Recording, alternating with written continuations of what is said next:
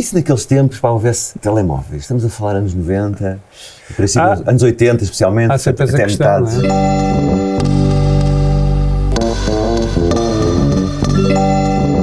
Eu lembro-me que o telemóvel, a uma altura, os primeiros casos que aconteceram na música ao vivo, quando já havia telemóveis, os primeiros casos a ir parar ao YouTube, criaram grandes escândalos. Eu lembro uma cena com o Rádio Macau, uma contenda do FNAC com a cheira, que apareceu em palco, não é? Outra era o Herman também, ou o Reininho, que tirava as calças e ficava em cuecas e não sei o quê, e foi as primeiras vezes que se fizeram vídeos. Há vídeos, pois. O que teria acontecido nos anos 80, não é? Se Mas isso mudava tudo. Nos anos 80 não havia provas, enfim, do que acontecia nos concertos, ficava nos concertos, não é? Sabes que mas a maior mudança era a televisão não teria o papel fundamental que teve nessa altura dos anos 80 e 90. Portanto, não era tanto a emergência do telemóvel, mas como o enterro da televisão, nomeadamente em certo tipo de atividades, ou para certo... para a música, pronto. Que é disso, acho que estamos aqui. Mas antes ainda da música chegar à televisão portuguesa, eu em pequenino, não é? Havia fanzines e revistas. E lembro que uma das primeiras revistas que eu e o meu irmão tínhamos lá em casa era a Música e Som. Claro. Havia o Musicalíssimo, que era um jornal, e tal, Música e Som. Olha, escrevi esse número. Eu sei, por isso é que está ali. Eu sei, Luís. Eu sei. Isto eu fazia coleção disto, tinha lá tudo. Eu lia sempre o Música e Som, obviamente, o Manuel Cadafaz de Matos, sei lá, uma série de malta que escrevia na altura. E eu trago aqui, para quem está só a ouvir, a capa da Música e Som de 1984. David Bowie. Porque é incrível, porque é uma capa com o David Bowie, e é a primeira vez que o nome Delfins aparece numa capa de uma revista. É curioso.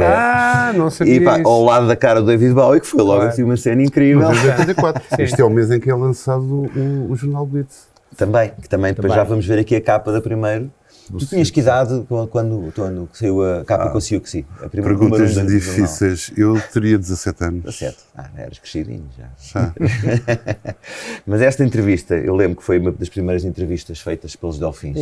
Fizemos algumas, mas lembro, esta era uma entrevista preferida da banda, e posso dizer agora, passado quase 40 anos, Luís aqui, porque era realmente uma entrevista que escrevia sobre a música que estávamos a fazer e sobre aquilo que escrevíamos na contracapa e sobre aquilo que queríamos dizer. Ao contrário das outras entrevistas, era tudo muito, olha, os gajos de Delfins de Cascais, dali... Porque na altura havia o 7. E havia o 7. E o 7, talvez, a minha memória não é muito boa, porque passaram muitos anos, mas dá a impressão que não tinha assim uma atitude tão simpática inicialmente para vocês. Nem connosco, nem com os heróis. Eu acho que a pop na altura... Mas os heróis era mais uma questão ideológica. Vocês era mesmo preconceito, vamos lá. Uma coisa era mais mas que as duas se fundem perfeitamente. Sim, claro. Mas a maior parte das entrevistas que eu lembro que nós fazíamos, as pessoas que nos iam entrevistar para outro tipo de revistas, muitas delas nem tinham ouvido a música. E o que nos perguntavam, era se tínhamos namorada, o que é que gostávamos de vestir. Portanto, era assim umas e depois havia a participação no Festival da Canção, ou seja, somos pesos preconceitos, como estava o Luís Maia a dizer. Os Delfins são muito especialistas nisso, não é? Em colecionar preconceitos. Completamente. E pronto, isso às vezes é complicado. Mas nós não conhecíamos sequer. Eu lembro que dávamos uma entrevista, vi um jornal, lembra-se do Êxito? O Êxito, eu estava a falar mais popular e tal. Sérgio Noronha, estava no eu lembro que nós ensaiávamos ao lado do Santini, que eram os lados lá de Cascais. Na Avenida Valbon. Mas do Estoril ou em Cascais? Em Cascais, na primeira. Pronto, do Estoril era o tempo da minha mãe. Da Marisa era o tempo da minha mãe.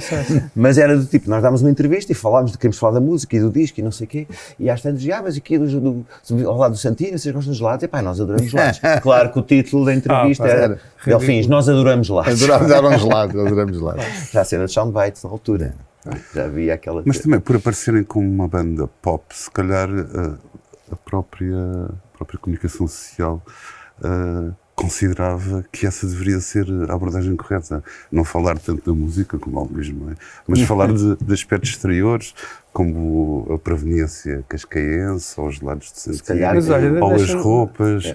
E o Festival da Canção também poderá ter acelerado esse efeito. Havia uma revista icónica na altura, que as miúdas gostavam muito, que era uma revista até alemã, que era a Bravo. A Bravo e a Pop Rock, sim, as duas. Isso era só, falava mais desse uma vertente portuguesa, a Bravo, não foi? Depois também havia uma versão portuguesa. Teve uma versão meio portuguesa, não era? A Bravo. Mas essa história é verdade. Aliás, era o Miguel Chaves Cardoso que dizia que em Portugal era o país onde as páginas centrais da revista de música eram as bandas alternativas e as bandas principais estavam na contracapa. Era qualquer coisa assim que ele isso dizia, é muito isso, sabes? E aliás, eu acho que dá para ir mais longe até. Em Portugal, agora já não tanto, mas na altura o sucesso era uma coisa mal vista, francamente mal vista. Não é que nessa altura os Delfins também fossem logo também muito bem sucedidos, mas o sucesso era mal visto. Isto era na altura em que estava a aparecer o Blitz também, se cultivava a vanguarda, os urbano-depressivos, e que aparecia com camisas às riscas azuis e brancas. Aliás, as bandas de Lisboa era tudo de onda negra, cinzenta. Não, mas eu lembro de João Lisboa escrever, isto está escrito no Expresso, eu tenho lá esse recorte, na altura do segundo álbum de Delfins, do outro lado existe, dizia que que sentido é que faz isto os Delfins, uma banda de Cascais, que devia cantar a pop e tal, ter um tema contra o serviço militar obrigatório. Isto não é o papel deles, eles não deviam fazer isso. Esse era o meu alinhamento, eu ia falar nisso a seguir. É que depois havia, lá está, vocês me para não falaram aquele inverno, falaram da guerra do ultramar. Falar do ultramar, falar do serviço militar obrigatório. Era quase tabu, não é? Não devíamos fazer. Sim, houve um movimento de tropa não ainda, liderado pelo Bloco de Esquerda. Sim, eu tinha reuniões com o tipo de racismo Falcão e o próprio Louçã. Eu, a Guardela. E eu escrevi números estávamos lá naquela sede, fizemos um rock rendezvous especial, a tocar com o pessoal do Bloco. Não era Bloco, era o PSR. Era o PSR. Sim. Eu tive aqui um... Mas olha, Luís, deixa-me perguntar-vos uma coisa, já agora, para apimentarmos um bocadinho a conversa. Então, existe uma coisa chamada a música pop como um estilo musical ou apenas uma designação? Passados estes anos todos, como é que vocês veem isto? Porque pop, obviamente, é abreviatura de popular. Não é? Então, vá. Não é. Então vou ter uma ilusão. É uma discussão que eu tenho com muitos amigos, que para mim não é. Como para mim também não é arte pop uma abreviatura de arte popular. Andy Warhol não é popular para mim. Claro. Tornou-se popular, se quiseres. Mas arte pop, para mim, é o mesmo. Funciona para mim na música o termo pop como na arte. Para mim, a cultura pop é uma coisa muito abrangente, tal como o hip-hop é uma cultura muito abrangente. E agora, a música pop, de canções pop, para mim é um estilo musical. Para mim, eu considero então diz-me lá que é uma coisa, escrita... Para ti, o que é que o Frank Sinatra, os Delfins e, sei lá, a Dua Lipa têm em comum? Canções. Eu por acaso não concordo nada. Eu não então concordo nada que a pop seja... A pop é, aliás, a avaliação do artista ou da arte a partir de elementos extras musicais, que não são propriamente musicais. Agora, um estilo, como tu estavas a perguntar, há uma infinitude de estilos dentro da música pop. Não for estilo, então não temos nada. Agora, a Madonna é pop. Eu vejo a música pop mais como... E toda a gente diz isso, porque ele muda a nossa atitude perante a sexualidade. Que é uma abrangência muito série de coisas. Isso é pop. Intervir na sociedade. Depois poderes pôr na música, que é estas canções que estamos a falar, começa pelas canções. Mas o rock também tem canções. Mas tens um leque de possibilidades de arranjos absolutamente infinita. Podes ir para vários sítios, podes ir buscar jazz, vários. Podes ir buscar hip-hop. É o que funde tudo um pouco. O blues, o funk, o rock, sei lá, até há alguns elementos de jazz. Tens tudo em determinadas bandas pop, vêm do tens musical, um bocadinho de tudo. Não é? Há vários exemplos. E cada uma, na década de 80, curiosamente, e depois também no princípio da década de 90, havia aquela preocupação das bandas pop criarem um estilo, um som deles. Ouvias essa banda e sabias só há esta banda. E isso é os arranjos, não é? As canções estão lá, mas os arranjos é que fazem o estilo musical. Os já fizeram pop rock. Como é que é? Dizia que era pop rock. Diziam que ao vivo éramos pop rock, isto tudo éramos pop. Isso pode ser interessante. Mas, Luís, achas que não há um estilo musical pop? A gente estávamos a falar porque, pronto, também se calhar podemos entrar por aí que estamos a trabalhar na ETIC, estamos a dar aulas e eu no outro dia, numa aula, mostrei um livro de um musicólogo que tem um nome horrível, Osirsny, e então ele diz que há pop em 4 sentidos. É a música que se vende, outra que se quer vender, a terceira é a pimba, que pode mudar, e a quarta é a de reis tradicional. Portanto, ele não menciona nenhuma espécie de estilo com pop. E eu consigo perceber o problema. Eu não estou a dizer que não existe para nós um senso comum do que é pop, no qual caem, como quem diz, no qual entram claramente os Delfins e a pop. Porque havia aqui esta coisa da pop alternativa, não é? Sim, claro, também. Porque ao mesmo tempo vocês entram com um bocado naquela coisa das bandas de guitarra, dos escoceses, da Postcard, essas coisas todas. Pronto. Mas é uma dificuldade, há uma dificuldade em definir o estilo, onde na realidade cabe um bocadinho tudo e mais alguma coisa. Portanto, isso presta-se a equívocos também. Sim, claro. Não. Eu acho que a ideia de pop, para mim, é muito simples, mas calhar já está ultrapassada. Que é uma vontade do artista intervir na sociedade e para isso ter que chegar a um público maior, para a sua intervenção ter efeito e, portanto, ser eficaz, não é? Mas esta e, pop... portanto, é isso que eu vejo com pop. Agora, e está completamente do lado da procura, em termos de economia. Não é da oferta, não é o músico ou o estilo de música que diz se é pop ou se não é pop.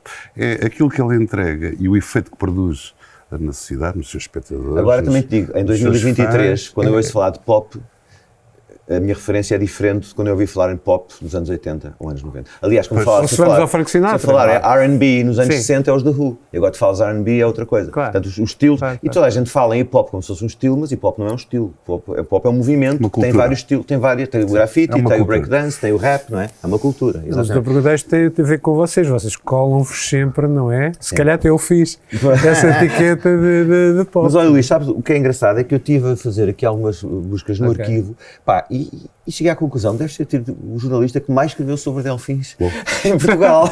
Não me envergonha nada, pelo contrário até. Não, é que comecei a ver mais capas do público, pá, que saudades dos suplementos de música, não é? Saudades dos suplementos. Há pouco falámos de jornais, esquecemos sempre na história da imprensa de música portuguesa, um suplemento que havia no Correio da Manhã, e o Correio da Manhã nessa altura já era um jornal de larga tiragem, e do Rock Week, claro, que era um jornal quase fanzinesco e muito mexido, muito agitado e capaz de provocar agitação. Depois tínhamos cada jornal, a certa altura, isso é uma época, final de 80s, o Som 80, que era do Manuel Falcão. Como é que se chamava no Portugal hoje. Estás a falar? Eu não me recordo, eu creio que se chamava Música, ou seja, uma marca branca. E havia o Som 80, que não sei se chegaste a escrever no Som 80 ainda. Não. Que era do Jornal Portugal Hoje, suplemento de música do Jornal Portugal Hoje. E que mas diga uma coisa, vocês acham que os fanzines ocupam o espaço que era o de antes da imprensa escrita? Não. Eu acho que ocupavam, no final dos anos 70, ocupavam, sim, claramente. E os blogs, em Portugal, eu lembro que comprámos o Rock em Portugal, não é? Aquele tipo, o irmão do Pedro Duarte, o António Duarte, a escrever, e portanto tinha aquilo, porque havia pouco. Depois a Música e Som, e o Governo também começa a escrever, acho que contigo também na Música e Som, e o Governo escrevia no SET também. Acho que o SET foi determinante para a cena musical portuguesa, na altura. Mas o SET tem uma genealogia muito diversa, porque o SET começa com um grande suporte aos artistas brasileiros. Mas isso era Portugal, naquela altura. Ele tem razão. Era Portugal, mas ainda hoje Portugal tem a versão AMPB. Já do chamado boom do rock. Mas é uma versão da música brasileira muito facciosa, se quisermos. Eram alguns artistas... Todas as semanas ouvia a voz do Zé Martins na rádio a anunciar o Coliseu de Lisboa. Eu era a Maria Betânia, ou era o Gilberto Gil, ou era o Caetano Veloso, ou era o Chico Buarque, ou era a Joana. Eu digo que a minha geração eu cresci com anticorpos em relação a isso, e até me culpo por isso. Mas pronto, eu começava a ouvir nessa altura, porque tinha primos no Brasil a ouvir discos de Legião Urbana, de Titãs, de Barão Vermelho, depois o Cazuza, etc. E comecei, isto é que me interessa, não é agora o Caetano Veloso. Ainda hoje o que eu gosto de Caetano Veloso é a banda com os filhos dele, a banda C e tal, assim é que eu gosto. A MPB eu acho que fiquei nessa altura com anticorpos. É outro podcast.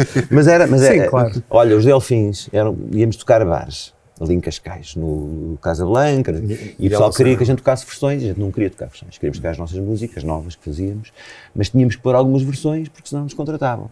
Aí a gente fugia a 7 pés, e foi por isso que começámos a fazer versões do Vento Mudou, da Canção de Engado, foi realmente para não tocar outro tipo de músicas, que era comum nos bares. Dos Beatles, Magical Mystery Tour a abrir. E uma vez tocámos uma versão do Heroes, lembras-te? O Heroes, os Birds, Rock and Roll Stars, sei lá, tanta coisa que tocava. Mas a minha geração acho que ficou com anticorpos. E é mau, não é? Porque a MPB é maravilhosa, mas ainda hoje não sou. Vou atrás da MPB. Sim, houve uma reação forte a esse momento, porque eles enchiam o Coliseu era a sala mais honrosa, e eles enchiam por um lado, consecutivamente o Coliseu. Eu não tenho anticorpos. Eu gosto muito da música moderna brasileira, mas também gosto dessa. E eu lembro dessa altura, uma das coisas que eu que eu tive a oportunidade de ver um ou dois desses, e eu adorava o Gilberto Gil, que é aquele disco do Realce, acho um disco incrível, era a qualidade das produções deles. Tu ias ao Coliseu e vias um sonsaço e umas bandas a tocar incrivelmente, como não vias cá em Portugal. Porque naquela época as bandas portuguesas não eram grandes instrumentistas, éramos todos autodidatas, todos aprendemos a tocar na garagem. A maior parte, não era só os portugueses. Pronto, também os Esquilo. Sim, se calhar também. Não eram os virtuosos, não é? A atitude é que interessa. E quando tu vias essas bandas brasileiras, olha, incríveis. Eu estava aqui há uns dias a ouvir o Bret Easton Ellis, esteve cá em Portugal. Sim, eu sei. E eu sou fã dele, eu sou fã daquela geração dos anos 80 toda. E ele a dizer uma coisa que para mim sempre foi verdade, o que interessa ao gajo é The Voice. De um escritor, a voz do escritor, o estilo, a voz, se quiseres, do escritor. Não é a história que está a ser contada, é a maneira, a voz. E eu acho que na música também é um bocadinho. Se calhar a MPB também esteticamente, o que é que me dizia? Aqueles gajos ainda meio fricos dos anos 70. Quando estava a ouvir os gajos da Escócia, com as gabardines e aquela música, a cena pop e as guitarras, se calhar esteticamente aquilo também era algo que eu acho que era do passado. Isso é curioso, esse tropicalismo não jogava bem com aquele urbano tom do urbano, preciso falávamos há pouco. Claro, e isto leva-nos outra vez aos Delfins, que foram muito segregados até por causa disso. A música era brilhante, o aspecto era brilhante, mas não era só os Delfins, os Afonsinhos de Condado, se não se lembram, que tocavam coisas com salsa e com ritmos latino-americanos. Também tinham um certo grau de não aceitação, porque não era aquele vestir de preto do Barro Alto que liderava completamente. Mas sabes o que é estranho? Eu nunca percebi isso. Os Delfins, nessa altura, iam à outra margem tocar, onde era a cena do metal e a cena da Almada e tal, e eram muito bem recebidos. Eu acho que era por causa do Rui Fadigas, tinha cabelos compridos, tinha aquele ar metaleiro, e a banda bombava ao vivo. Também podia ser. E eles diziam, na Instituto Industrial não nos chamam de Betinhos, e aqui em Lisboa chamam. E depois íamos tocar, por exemplo, à Ribeira do Porto. Não era bem só Betinhos, era aquela cena dos surfistas, putos de Cascais. Mas depois íamos ao é luminoso, depois ias ao Porto, ou ias ao Aniki Bobó, que era o Frágil do Porto. Era ao contrário. Onde que era a cena arte e lá todos, e lá adoravam. A gente nunca percebeu porque é que a cena... Porque eles lá não tinham não têm essa rivalidade, ou não é bem uma rivalidade, essa proximidade com Cascais, não é? Eles têm o espinho, não é? Lá tem o espinho. Vocês foram assim uma banda nacional desde o início.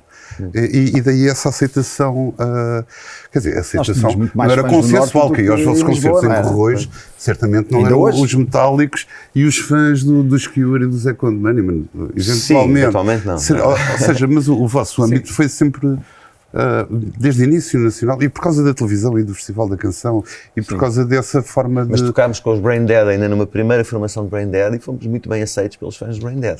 Ok. Do outro lado. Sim, eu não queria estar, mas percebes o que é que eu estava a dizer? Eu não estava a querer... todas as bandas têm fãs e não estão fãs em todos os lugares. A ida ao Festival da Canção é um encerrar de um ciclo, porque foi com outra banda, só nós os dois é que sobramos. Portanto, a partir daí ficámos em último, como sabem, e ficámos, todas as portas se fecharam e gravámos o Libertação em demos, aliás, gravámos mesmo em autoprodução e ninguém nos queria. Foi preciso o Jorge P começar a passar a Baía de Cascais no TNT para a Valentim de Carvalho nos querer contratar. Mas a partir daí, quando entraram o Rui Fadigas e os Jorge Quadros, é que a banda começou a produzir um estilo de música mais rock. E ao mesmo tempo funk, mas o Fadigas tinha uma forma de tocar baixo que não havia em Portugal, baixista de tocar slap como ele. Era meio Level 42, não era aquela onda. E Bernadette. Não, mas aquilo era, as referências de Jorge era Iron Maiden, estás a ver? O Rui vinha com Van Halen e também não tinha nada a ver com música que nós ouvimos. E se calhar introduziram uma cena mais poderosa ao vivo. E o Libertação, as secções são muito poderosas. Com o André Chinês de Cascais. Olha, eu não nós encontramos em Macau já 2 ou 3 vezes. Não preciso trazer isto porque eu acho que tu também não resististe em fazer aqueles trocadilhos que as pessoas fazem normalmente. Isto é um artigo, Cadete, que escreveste para o Blitz. Fui eu. Escreveste Um Lugar à Chuva. Já foi de não dá, não. Mas lembras-te esta noite? Em Cascais? Foi aquele de 96. Isto é o encerramento do Caminho da Sociedade na Baía de Cascais, aquele concerto que acabou. Vocês chegámos de barco, exatamente. Então, Lugar à Chuva. Acabou com uma tromba d'água. Uma tromba d'água. Foi em vinil pela primeira vez. Que eu acabei de ver na FNAC agora. Foi editado pela Sony Music agora, pela primeira vez. Tu lembras que isto acabou? Mais bonito que o CD. Claro. Veio a tromba d'água, varreu o palco era aberto por trás, para se ver o mar. era virado para o Hotel Bahia. Mas isto ajuda-me numa coisa que vai de encontro ao que o Fernando estava a dizer, que depois não há uns Delfins, não é? Estavas a dizer, esse foi o final da canção. De uma fase. Pá, os Delfins foram muitas coisas assim, um bocado à moda de bandas, das bandas, como os YouTube a certa altura foram também, de a cada disco, a cada digressão, procurar uma nova identidade, pode não ser nova até, mas pode ser uma adaptação a um novo contexto. E os Delfins, a partir dessa altura, trabalharam muito nisso e não eram sempre a mesma coisa. Eu e acho tu que começaste por dizer precisamente isso. Nós tivemos uma coisa, gostávamos muito de experimentar coisas novas e ter essa liberdade. E não queríamos ficar sempre agarrados a um estilo. Isso, por causa disso, pagámos às vezes um bocado caro. Claro. Porque o Libertação era uma postura mais rock, e teve as secções rítmicas. Depois a seguir, o Outro Lado Existe era um disco muito mais produzido, com os arranjos muito mais requintados. Tanto que a editora, primeiro dizia que não havia singles, depois dizia que estava demasiado produzido pelo Carlos Maria, que tinha perdido a força do primeiro disco, e afinal foi o disco que teve singles mais fortes. Aquelas músicas que tocamos da Resistência vieram todas daí, não é? Mas, e depois a seguir, veio os Desalinhados, que era, lá está, uma coisa só mais secção rítmica e guitarras, mais simples. E depois fizemos um concept álbum, Ser Maior, que não tinha nada a ver, que era uma coisa de rock progressivo, e por aí fora. Para não vamos falar depois do set, que então esse aí partiu tudo, não é? Quando a gente lançou o set, fomos odiados por uma data de gente. Mas isso foi também devido à sobreexposição que vocês tiveram. O Saber Amar. O Saber Amar, o que é? Nós decidimos, depois do êxito doido do Caminho da Felicidade, que era um álbum, no fundo era uma coletânea com 2 originais, não é? Que era o Seu Como Eu e a Nossa Vez. O nosso manager, que era o meu irmão, António Cunha, tu conheces bem, disse assim, agora o próximo disco, fizemos em turnê, foi gravado em turnê, que foi o Saber Amar, pá, vocês vão fazer 10 singles. 10. Mas porquê? Porque era um disco conceptual, agora foi um grande exercício, agora vou fazer um disco de 10 singles. E a gente, mas a gente só tem 2, na altura tínhamos 2. E durante a turnê fomos fazendo os 10 singles, portanto é um disco que o objetivo era fazer 10 singles. Também pagámos um bocado por isso, embora tenha tido muito sucesso. Tem 6 singles, na realidade. Não teve 10, mas nós fizemos para termos 10 singles. Qualquer canção podia ser single. E o que é certo é que os fãs do Ser Maior não gostaram do Saber Amar. Os fãs do Outro Lado Existe não gostavam do Ser Maior. Isto tem sido assim, ao longo da nossa carreira. Mas isso depois tem a ver também com mas depois com o tempo muda, atenção, o que é engraçado é que ao longo do tempo quantos concertos faziam nessa altura?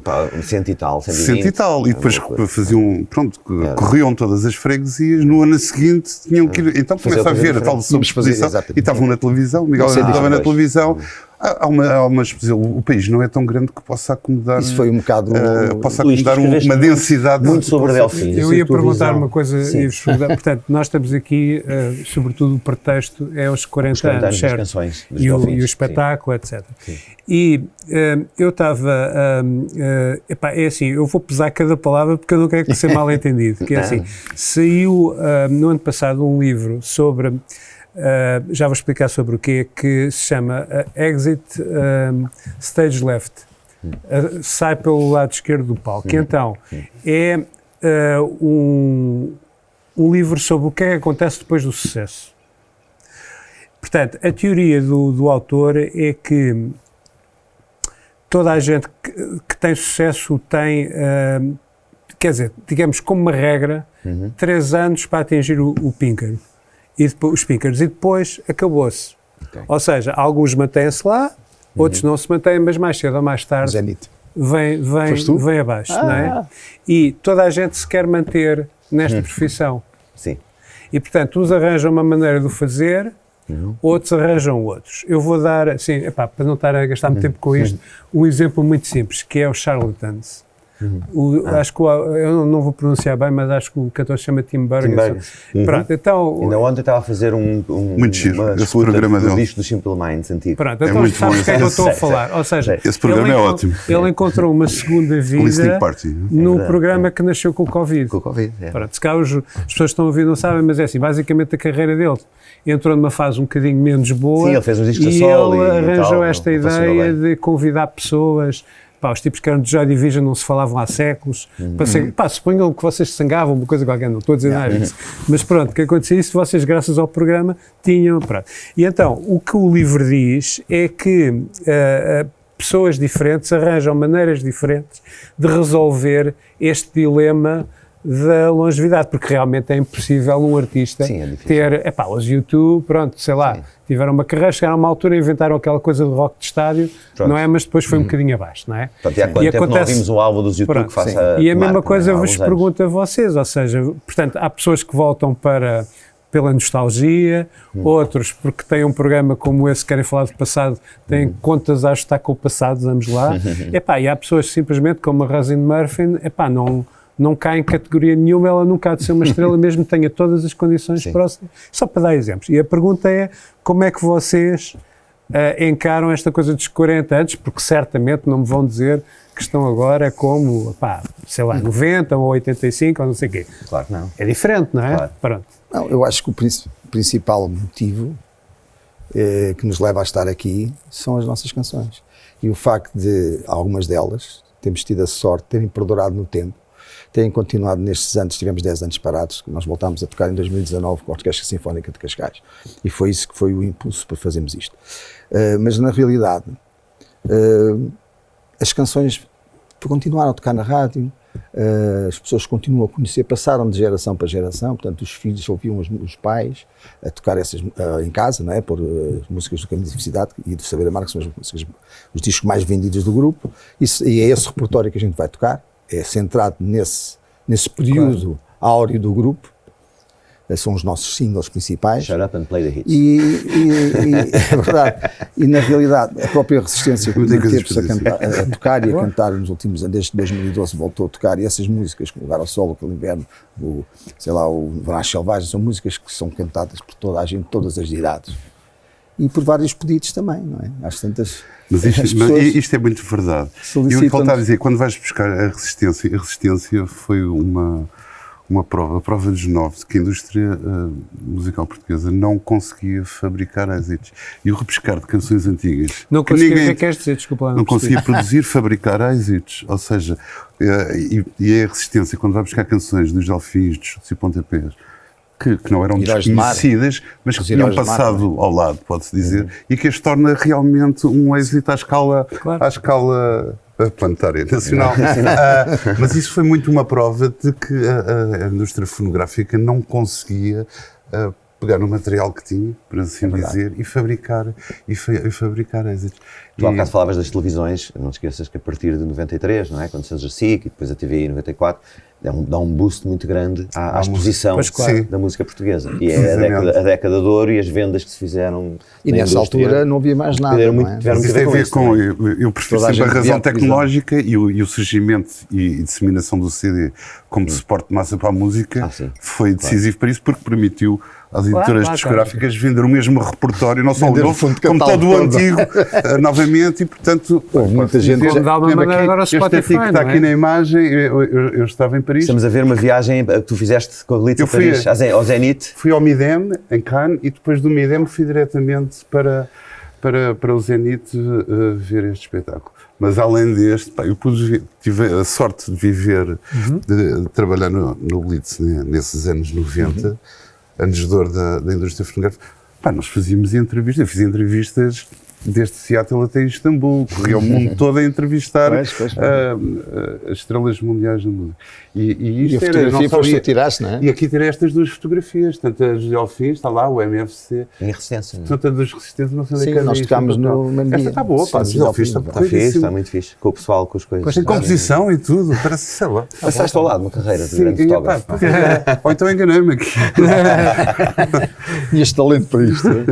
Mas olha, há uma coisa interessante, e voltando aqui aos Delfins, e que estavas a falar dos anos 90, e há uma altura em que surge também, além dos Delfins, surge o Pedro Brunhosa, dentro da pop, embora seja um disco... Certo, é um bocadinho a mesma época música pop ou viagens ou não, claro. quer dizer, é funk, é acid jazz, pronto. Pois, mas voltamos está dentro da cultura pop, claro, é dentro da cultura pop. Claro. E há uma altura engraçada, que é feito aqui uma entrevista, Luís, que fizeste um convite para fazermos aqui uma entrevista a dois, isto é na altura de Saber Amar, com o Pedro Brunhosa, em que há aqui uma entrevista engraçada, Fame What's Your Name. E as fotografias também são giras. Também são engraçadas. Isto foi naquela altura em que, eu não sei o que é que tu andavas a querer preparar, Luís, mas eu lembro que houve uma altura que tu estavas, não sei se estavas inspirado entre Oasis e Blur, Mas era o quê? Era tipo uma guerra entre GNR e Delfins, uma rivalidade que aparecia a espaços na imprensa, eu acho por causa do Reininho, mais na brincadeira do Reininho, que mandava assim umas bocas às delfinas, quando ele nos chamava e tal. E aqui, e lembro essa eu não sabia. Lembro quando escreveste este artigo, era um bocadinho, essa história, era que era para ainda conseguir provocar mais a indústria e obter mais resultados nesta altura havia uma coisa que hoje em dia não sei se existe, que é, cá pelo menos, não é? Que eu acho que hoje em dia a música não é a principal referência dos jovens. Claro. E nesta altura e tratava-se de criar debates, desse aspecto, não estava a fazer muito diferente do que se fazia, se calhar, em Inglaterra ou nos sítios onde a gente lia as coisas que nos inspiravam, ou seja, criar este tipo de... por exemplo, eu todas as semanas, quando se discutia o que é que ia parar aos suplementos aqui do Público, se tentava encontrar uma ideia, ou seja, não tanto pegar numa banda disto ou daquilo, mas encontrar uma ideia que pudesse ser discutida. E isso era importante. E vocês, como sendo uma banda, vamos lá, com essência da pop, acabavam sempre por estar... eles são sempre a contrabalançar com outra coisa qualquer. Mas é um bocadinho... Era o que eu sempre dizer isso. Não é por mal, não é? Mas era óbvio. Não, mas é também um gosto pelo risco, isso aí acho que tem que ser acreditado aos Delfins nesta época. E isto aqui do GNR lembrou-me outra coisa. Tu falavas, nós éramos isto também usados... foi uma coisa da editora, não se esqueçam que a Valentim, nós saímos a mal da Valentim Carvalho. E a Valentim dizia que nenhuma banda que sai daqui vai ter alguma vez sucesso na vida. Pronto, foram as últimas famous last words deles. E então, o que aconteceu? A sério. Mas é giro que o próprio David, agora Ferreira, que também é nosso convidado dos podcasts, se enganou, foi um grande erro. Está muito complicado. Venderam a série. E então, quando os Delfins fazem o caminho da felicidade, saímos a custo zero, não é? Eu acho que nós fazemos o best-of e nós queremos pôr 2 inéditos. E não era muito comum nos best-ofs haver temas novos, que eles queriam vender eram os outros temas. E nós pusemos um deles que por acaso foi Sou Como o Rio, que se tornou um êxito de pop. Claro. Talvez a nossa canção mais pop todas, não é? 3 minutos. E então, depois, a Valentim faz um best-of do GNR, chamado Tudo o que você queria ouvir, com os carrinhos de choque na capa, a tentar fazer o mesmo golpe, com 2 inéditos do grupo. Claro. E aquilo não correu assim tão bem, porque é difícil, essas coisas não se Eu acompanhei muito perto esta parte dos Resistência, foi lá a Paris, os Delfins, o Madre Deus, aquela coisa toda. Mas era provavelmente bastante ingênuo. E só aqui há poucos anos, quando li uma biografia do GNR, me apercebi dessa grande oposição, sobretudo entre a GNR e Resistência. E o Reininho verbaliza mesmo isso no livro, dizendo que o Resistência foi... Resistência também. A Resistência foi uma reação, foi uma criação expressamente desenvolvida para contrariar o êxito que os GNR tiveram no Estado de Alvalade, tendo sido, e antes na Alameda, tendo sido a primeira banda portuguesa a encher completamente, e portanto isso ir-se a refletir nos concertos da temporada seguinte, e portanto há uma espécie de conspiração que a Resistência teria sido inventada para contrariar esse apogeu.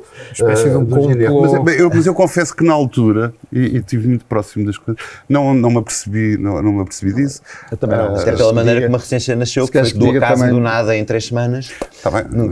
Eu encontrava muito o Reininhas nas saídas à noite aqui em Lisboa, que ele quando vinha para Lisboa, claro que andava a correr as mesmas capelinhas que a gente corria na altura, e ele falava essas coisas, mas ele gostava muito de nós, era mesmo só para xarope. Sim, não acredito que fosse uma coisa...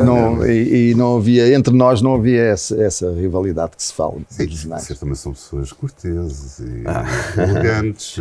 Vocês estavam a falar de uma coisa que é assim, vocês começaram num meio que não existe, não é? Claro. Que é o dos pequenos clubes que havia em Cascais e tudo isso. A especificidade de Cascais nos anos 60 é uma coisa que está por documentar, não existe informação sobre isso. E era interessante, que houvesse, não é? A gente também não pode estar a falar e escrever sobre tudo, mas eu achei piada. Voltamos à ética, não foi neste curso atual, mas antes estava no curso de som. E houve um aluno que teve esta ideia engraçada de ele conhecia gente que tocava no circuito dos bares. Hoje em dia o circuito dos bares parece ter desaparecido em favor dos programas de televisão, dos concursos do Voice e daquela coisa toda. É engraçado, quer dizer, imaginem que vocês, em vez de terem nascido onde nasceram, tinham ido a um concurso, feito, sei lá, uma carreira como o Sobral, seria possível para vocês? Não sei, pá, eu acho que os Delfins tiveram um percurso a partir da Casa da Praia, do Festival da Canção, foi sempre subindo de grau a degrau, não tivemos um êxito imediato.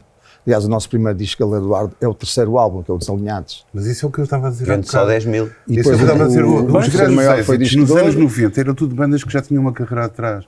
Porque a incapacidade da indústria de promover um artista, de breakar um artista, como se diz na gíria, no primeiro disco, era diminuta, não existia. Os gift, não sei, tudo isso só acontece depois de vários discos. E a rádio depois. Mas a própria Brunhosa também com a máquina de som já existia. E já apareceu um bocadinho mais à frente. Sim, isso até sociologicamente provoca, limitava a música pop a uma certa faixa social. Hoje em dia tu vês artistas novos que com uma ou duas músicas já enchem bem coliseus. É um facto. É impossível. Eu panorama mudou nos anos 90, já tinha uma grande carreira, não é? Que vocês têm. Isso é outra questão que vamos ver. É assim, a pop sempre teve esta coisa de tu és muito bom agora, dentro de 6 meses esquece, não é? Sempre foi assim. Sempre foi assim, não é de agora. Mas agora parece-me que é mais. Que há uma... Nós éramos usados pela música, éramos fãs, os artistas e as músicas subjugávamos. Agora é precisamente o contrário. Quem ouve música, ou quem ouve muito no streaming, que é quem tem que ter tempo, para aquilo dar muito clique tens que ter muito tempo.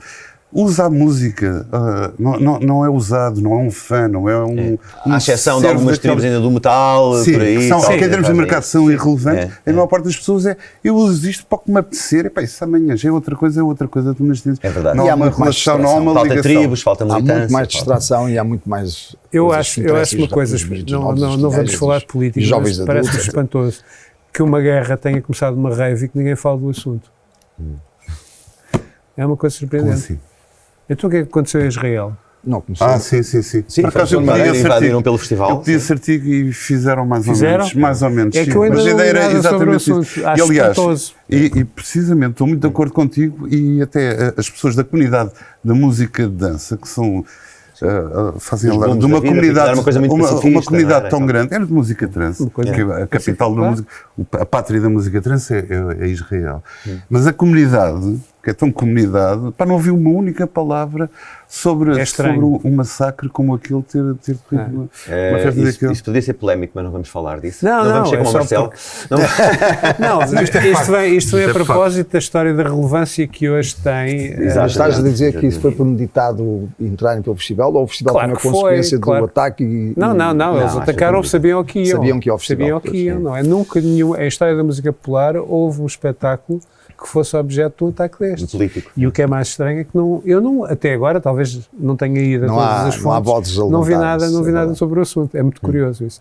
Mas isto para dizer que é assim, a vossa música até se discutia culturalmente, não vou dizer politicamente, dos anos 80, e hoje em dia não vejo isso tanto acontecer em relação a artistas atuais. O que é que tu achas também, já agora?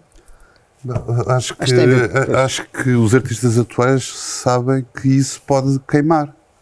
Queimar o que é que quer dizer? Queimar é no sentido pode... Não se querem comprometer, é precisamente, podem ficar comprometidos e isso não lhes interessa. Eu acho é que os artistas... Estou a falar dos pop, não estou a falar os artistas pop de 2023 são diferentes dos artistas pop dos anos 80 que se comprometiam, que faziam turnés contra o racismo, contra o no concerto. E agora o pop, basta começar pelas letras dos artistas pop que vendem muito. São canções de amor. São canções muito menos engagé, olha, que eram as canções de Delfins a falar da bandeira ou da tropa, não é? E eu acho que isso também se reflete, é um bocadinho mais é muito mais mainstream. Porque Smiths, quando eu ouvi Smiths, o meu era pop, a música pop com letras artísticas interessantes, culturalmente interessantes.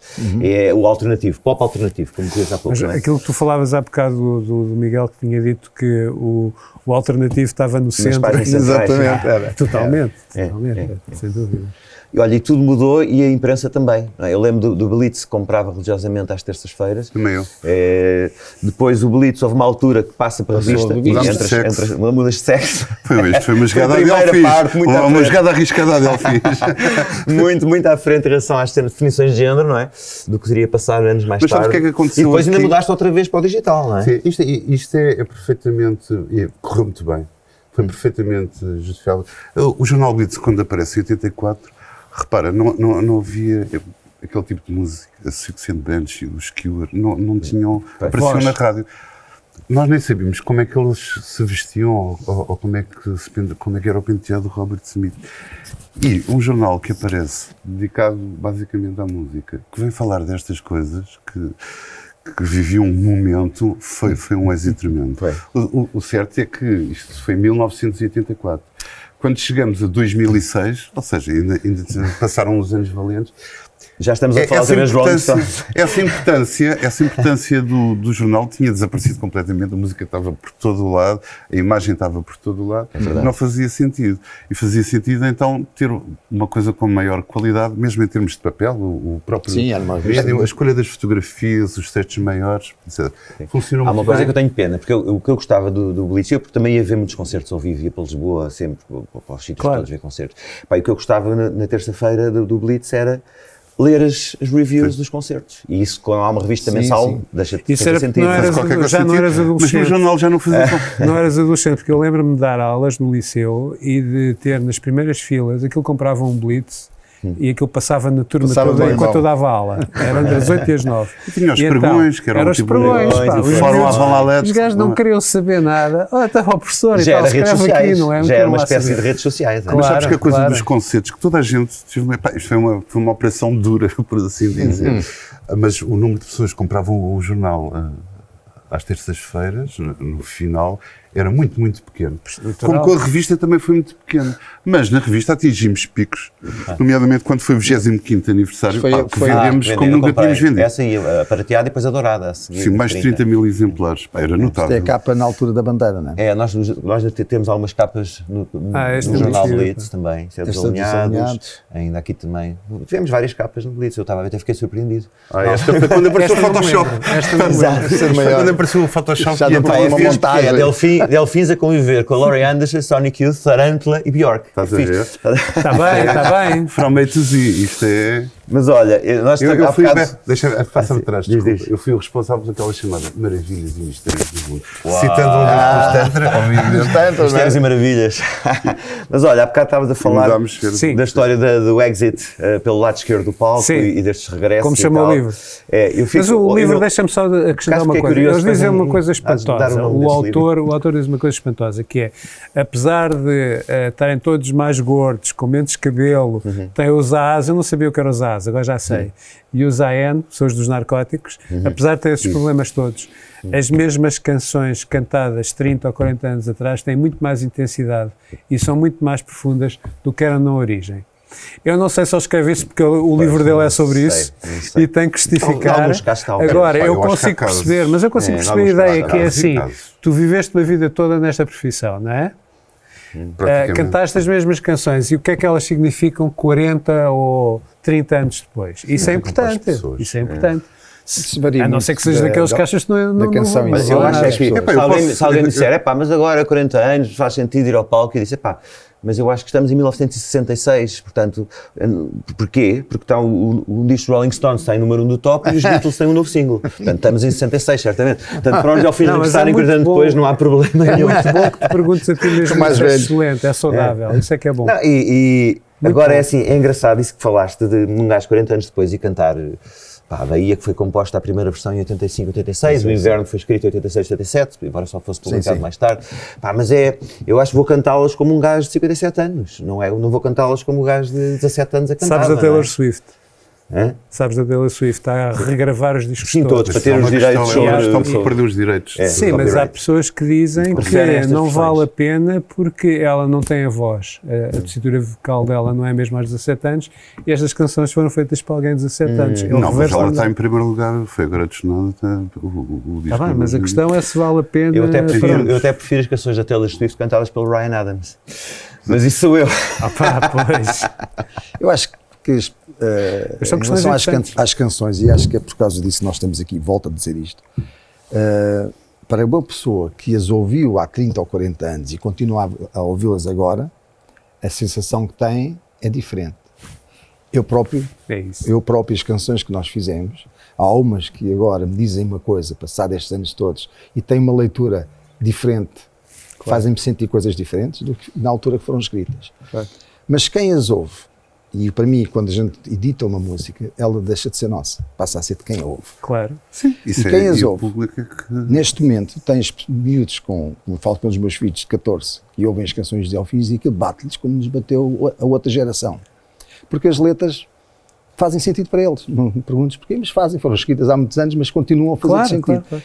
E para a geração dos 20, que também é o meu outro filho, que tem uma banda também, eles adoram as letras dos Delfins. Eu vou falar das letras.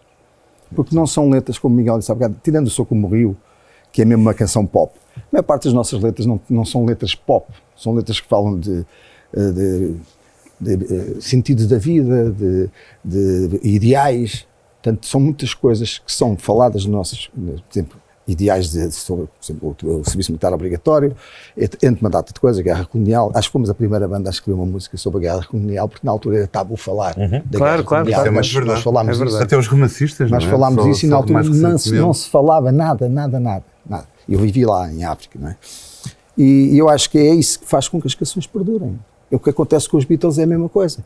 Eu vejo miúdos que estão a aprender a tocar e a primeira coisa que eles vão fazer é aprender a tocar os Beatles. Claro. E adoram. É verdade, ainda é mais antigo que nós.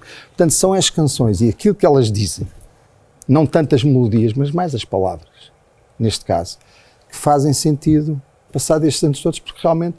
E as pessoas vão ouvi-las ao vivo, que também é diferente. Claro. Nós não vamos regravar as canções rainhas e vamos tocar ao vivo. E essas pessoas, estamos a falar, essas gerações estamos a falar, nunca ouviram essas canções ao vivo. Sem dúvida.